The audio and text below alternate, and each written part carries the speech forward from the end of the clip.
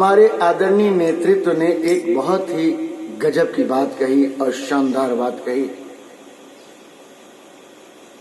सभी प्रबुद्ध जन को, वीर योद्धाओं को, देशभक्तों को, भारत माँ के लाल को इस बात को बहुत ध्यान से सुनना चाहिए, समझना चाहिए।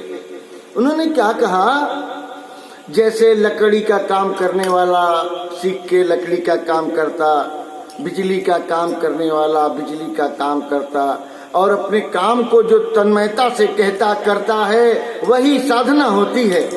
उसी तरह मुझे भी एक काम सौंपा गया है, मैं कर रहा हूँ। ईश्वरीय काम समझो, चाहे प्रवृत्त जन राष्ट्र का काम समझो, मैं भी काम कर रहा हूँ। प्रधानमंत्री का काम कर रहा हूँ, राष्ट्र सेवक का काम कर रहा हूँ।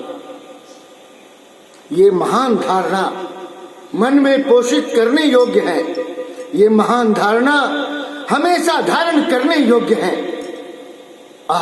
हमारे नेतृत्व ने तो ऐसा गजब कार्य किया कि हमें इनमें सभी के दर्शन होने लगे। आप अधिकारी बने हो, आपको कार्य सौंपा गया है। जिस समय आप हो जाओगे लोग समझ जाएंगे। आप अपने कार्य को तन्मयता और साधना पूर्ण होकर करिए। यही दिव्यता और योग्यता का विराट परिचय है।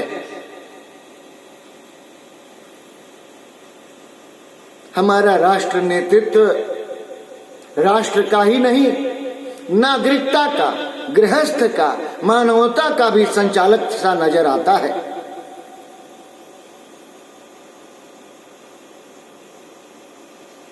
अत्यधिक गुणों के स्वरूप को ही हम दैवी शक्ति कहते हैं।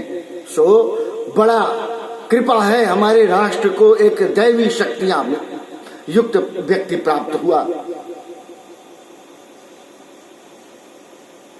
और 4 चांद लगा दिए हैं हमारे आदरणीय महंत बाबा योगीनाथ जी। आनंद आ जा रहा है। देशभक्तों की कड़ी की श्रृंखला शुरू करनी है। लोभ, लिप्सा, कपट और लाल फीता शाही की प्रवंचना करने वालों, अब दूर हटिए। आपकी नहीं जरूरत है। हमें वास्तव में जिनके कर्म से ही झलकने लगे वैसे ही योग्य नायकों की जरूरत है। और राष्ट्र को, परिवारों को संगठित होने के लिए, एकाग्र होने के लिए, संस्कारित होने के लिए इसकी इस समय महती आवश्यकता है। आदरणीय नेतृत्व की एक एक बातें ध्यान देने योग्य हैं। हमें ही नहीं, पूरे विश्व को ध्यान देने योग्य हैं। हमारा दैवीय संचालक निश्चय ही प्रखर है, जो हमारे राष्ट्र के संचालक को बल दे रहा है।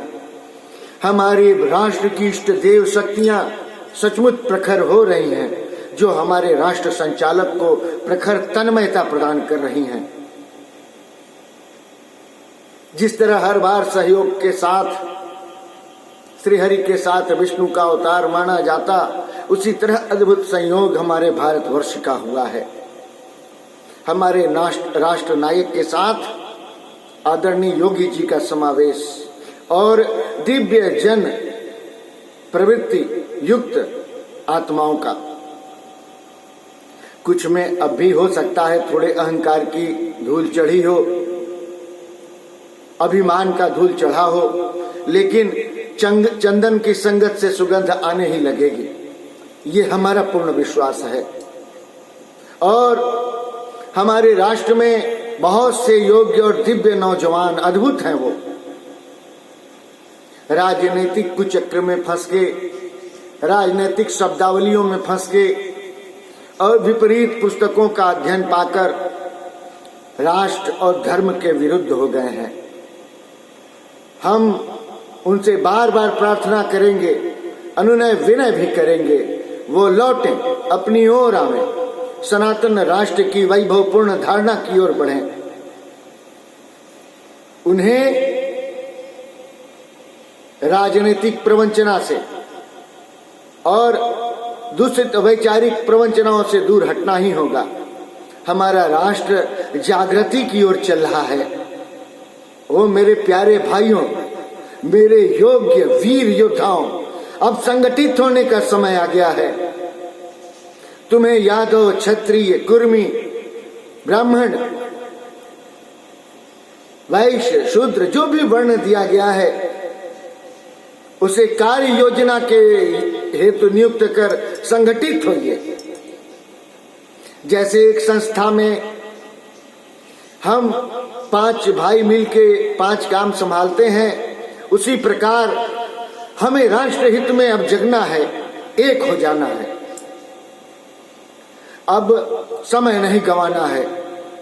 आप अद्भुत लोग हैं, समय की धारा में भले ही बिछुड़ गए हो, राजनीतिक कुचक्रों के कारण भले बिछुड़ गए हो, बहुत प्यार आता है। हमें अब एकाग्र होना, एक संगठित होना है। हमें बहुत स्नेह आ रहा है, हमें लाड़ आ रहा है अपने समस्त बंधुजनों से। कुछ राजनीतिक कारणों से अलग अलग और पद लोभ में अलग अलग धारणाओं को धारण कर रखे हैं।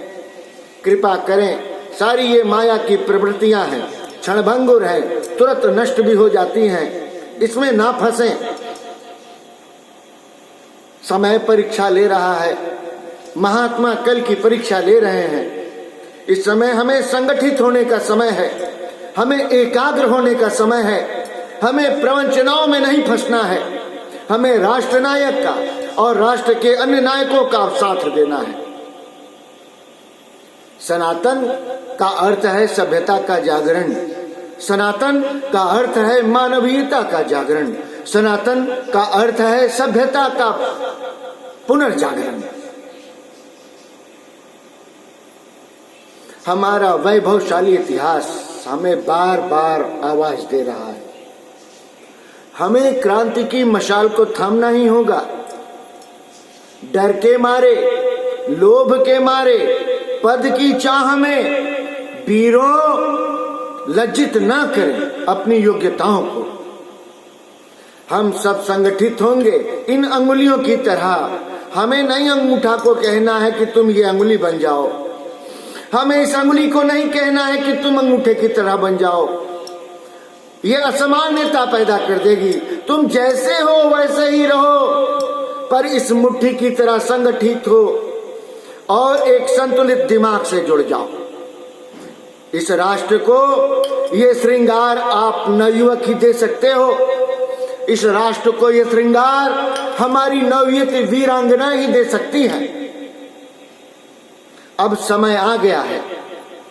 अब का सनातन का 9 वर्ष इसी संगठनात्मक उद्देश्य के साथ, अब का हमारा रंगोत्सव इन्हीं रंगों को मिला के हो।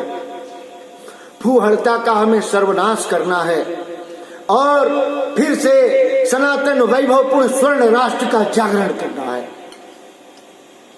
हमें मर मिटने के लिए, त्याग बलिदान के लिए अब उठ खड़ा ही होना पड़ेगा। इससे कम में कोई बात बनने वाली न है। प्रज्ञानाथ का वंदे मातरम, भैरव सेना का हर हर महादेव आपको स्वीकार करना ही होगा। और हमारे विराट परिवार के वीर योद्धाओं, यदि हमारी आवाज सुन रहे हो, जहां हो वहीं से अपनी मशाल उठा लो, अपनी वैभवपूर्ण वर्दियों को धारण करो, अपनी प्रखर योग्यताओं को हर जगह दिखा दो। हम मशीनें भी चला सकते हैं, हम वायुयान भी उड़ा सकते हैं, हम समस्त कार्यवाहियों को कर सकते हैं।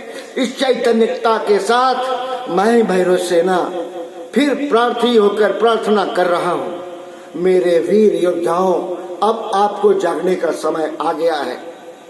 हमारा महान सनातन का ये संगम अब समापन होने की ओर है।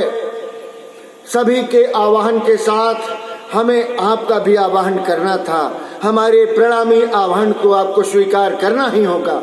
यदि आप जागृत आत्मा हो, यदि आपके रक्त में असल खून है, आपको मेरी आवाज जरूर सुनाई देगी।